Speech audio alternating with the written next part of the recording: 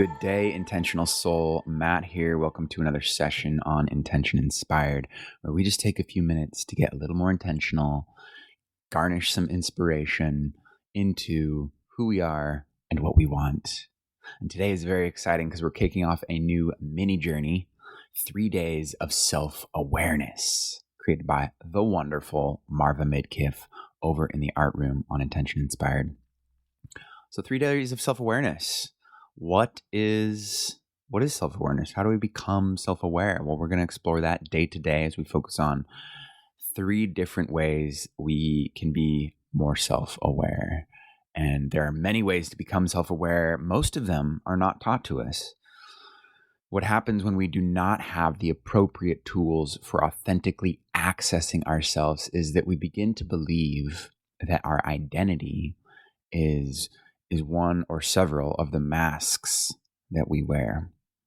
We begin to believe the voices in our head over that innate, intuitional truth of who we are at the core of our being. We begin to look outside of ourselves for validation that we're lovable, worthy, and deserving. We disregard the knowing of our internal wisdom. That wisdom that knows that we are all spiritual beings having a human experience, and that by our participation in this glorious life, we are lovable, worthy, and deserving. So we're going to explore 3 tools that'll help us on our journey of becoming aware of the magnificence of who we are. And those are, number 1, reframing judgment. We'll explore that today. Number 2, observation. And number 3, creativity. And why we chose these 3 tools is because we believe that by understanding their power, we can break down the barriers of conditioning and open ourselves to our own highest potential.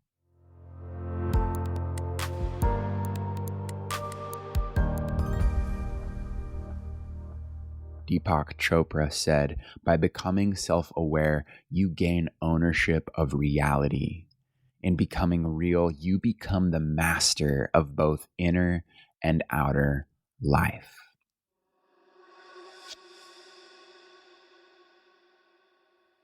To become self-aware, let's just begin our exploration by bringing ourselves to this moment. It'd be nice if you had a journal or a notebook and writing instrument nearby. And start to follow your breath as you inhale to the count of 2, 3, 4. As you exhale, slower to the count of 2, 3, 4, 5, 6, 7.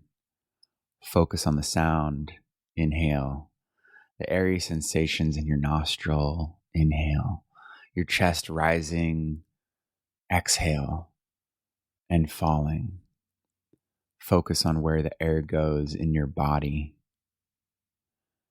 As thoughts arise, allow them to exit without connecting to them. Watch them pass by and return to your breath. Relax into this moment. When you are present, look around you. Find at least one thing that, just by its existence, elevates your feeling place. Get curious and examine it with intensity. Spend a few minutes documenting all of the qualities and how it makes you feel. Now, focus again on your breath, bringing yourself with greater intention back into this moment.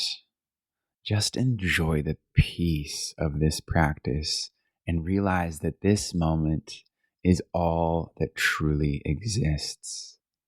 From this point of power, the past is irrelevant. The future does not exist. As you settle into this peaceful present moment, let's examine our first tool of self-awareness.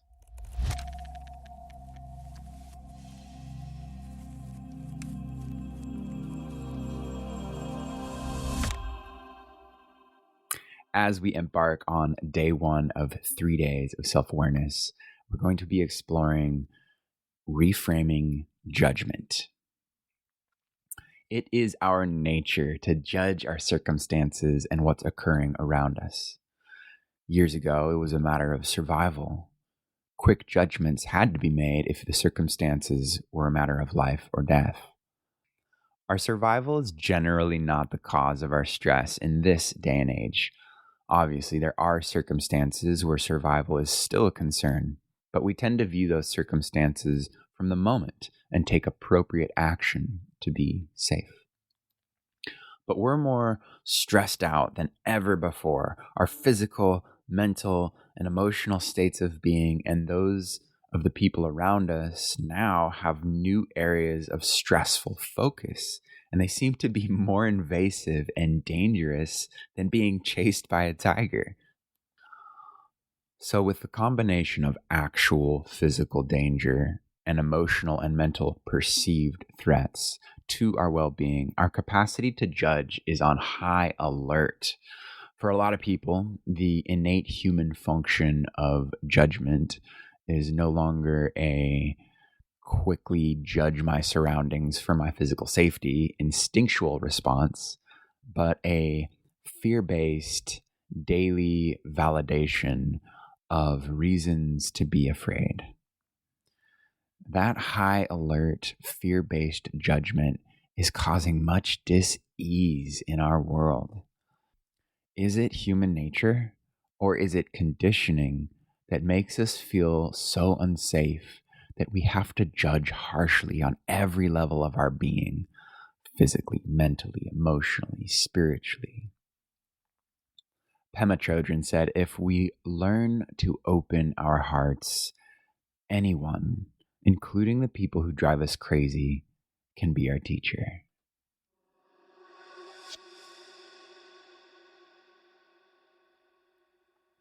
All right, if you have your journal handy, whip it on out and write out in detail 10 or more things that cause you stress. Go ahead and take a moment and list those 10 things that cause you stress. Okay, now take a good look at your list.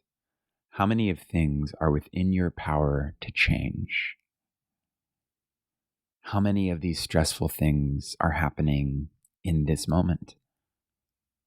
No matter how many things are on your list, chances are most of them are related to the past or the future. Many of them are things that you have no power to change, and a lot of them are not about you at all. They're someone else's stuff. So if you draw a line through the stressors that come from the past, future, or someone else, what is left on your list?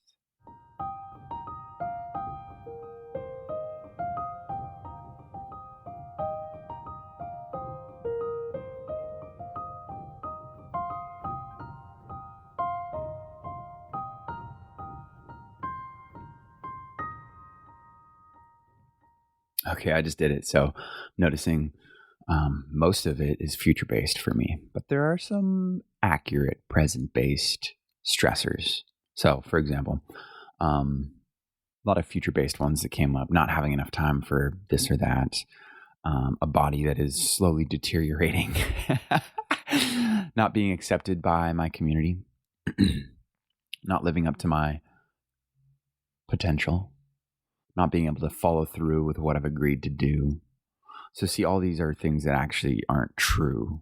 They're all things that I fear are going to happen. And I think that low level stress kind of helps me focus up in ways. And then there's present based real fears and stressors, like the rats that are eating out the electrical wires, the accumulating clutter in my home, the powdery mildew on the ganja babies. But yeah, that is a very helpful exercise to be able to discern which stressors are valid and which ones just no longer need to be there, and I can release and then reprioritize my energy on those real stressors that I actually can do something about, like setting up a creative rat trap or decluttering my home or spraying the ganja with some natural mildew resistant treatment, whatever that might be. Anyway, great journal prompt exercise. Love it.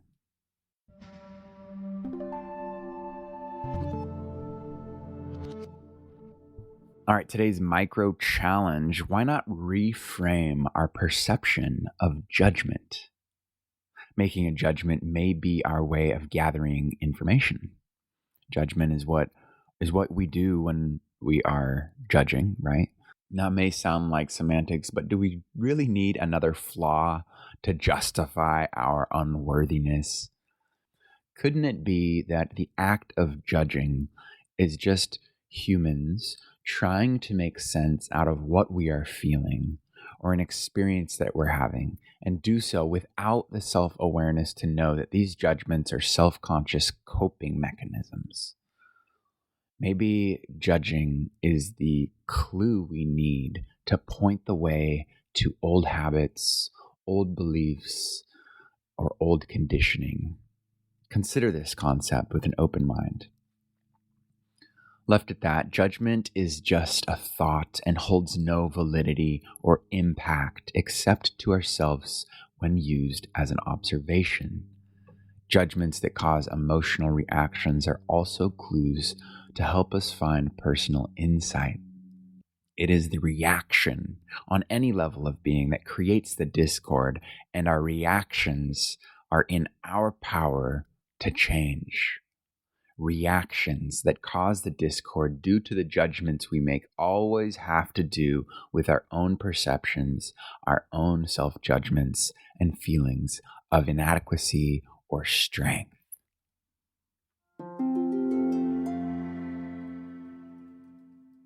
All right, you got your snorkel out. It's time to go for a deep dive.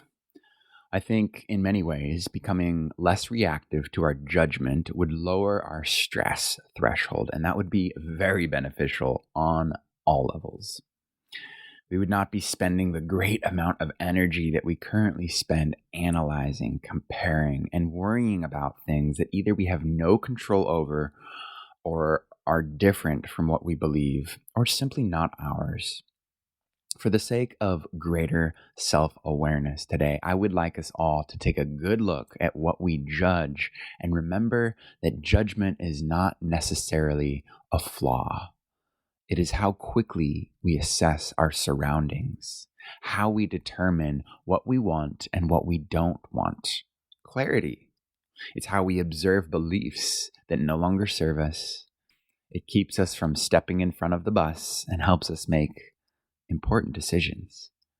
If, in observation, you are seeing a pattern of judgment towards certain people, language, towards behaviors or circumstances, this may be the information that you need to pause, reflect, and get curious before you react. That's responding instead of reacting. Judging a person or a circumstance is only the beginning of our search.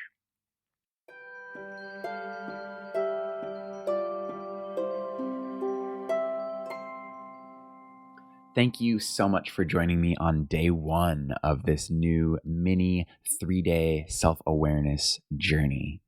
It's been such a joy to journey with you.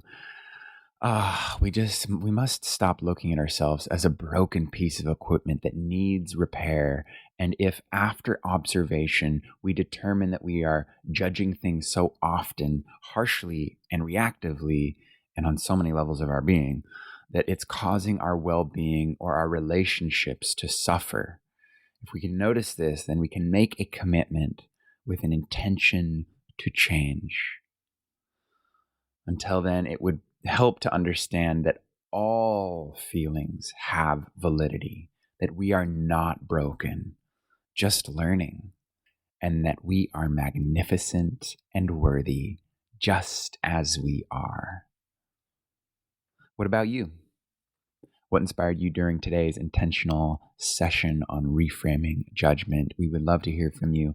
Feel free to drop a comment, click on the link to join us on our private activity feed over on Intention Inspired. We would love to journey with you over there on the platform. Very safe, fun, loving community. So thank you for tuning in. I look forward to seeing you tomorrow on day 2 of our self-awareness journey as we look at observation. Peace, love, respond.